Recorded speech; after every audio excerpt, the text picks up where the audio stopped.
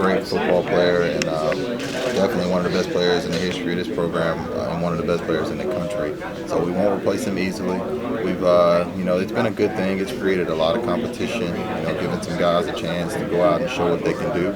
And right now we're battling. We got some guys that are, starting to separate themselves and prove that they can do certain things, but we got to continue to just bring everybody along. Now, it seems like it would help things if you got a guy like D'Angelo Brown who's there, who knows the system, who helped Sheldon along. Now he can help whoever else is in that spot. Sheldon was always a silent leader. D'Angelo's always been a vocal leader, a guy who helps us get lined up, a guy who helps younger guys out there on the field. And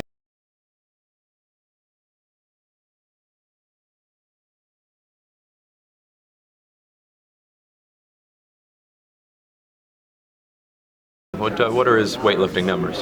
He benches something around a little over 500 pounds. And I know he PR'd and hang clean. I think he was maybe 320 pound hang clean, and he squats somewhere around 550, 580. I mean, he's obviously one of the strongest guys on our team. The thing that impresses me the most about D'Angelo is, being 315 pounds or somewhere in there.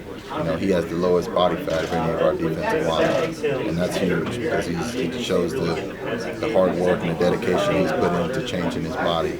So if D'Lo's right there in the middle, opening day, who's going to be on either side? Opening day right now, Dejan Richardson and Drew Bailey have done a good job. They're battling for Sheldon's spot, and they both have qualities that we love. And I think there'll be a little bit of a three-man rotation right now. And then I think Kyle Shortridge is pushing them. He's had a great spring, a great summer. I'm really proud of him because he's come a long way from when I first got here. So I think those four guys are at the top right now. And then Chris Williams, he's going to be a specialist for us to do some certain things that he does better than everybody else. He's not as big as those guys, but when you watch him play, it doesn't matter. He has a lot of heart. He plays with great pad level, so he'll definitely be a factor too. Who among your group is probably going to be the most likely to get pressure on a quarterback? Right now, I think Drew is our best interior pass rusher, but also Chris is probably pushing him for that spot. But D'Angelo is an extremely hard worker. He had a lot of hits on the quarterback. He showed up a lot in some big games. So, there'll be competition there, and we'll rotate. So we'll just kind of see how the game goes.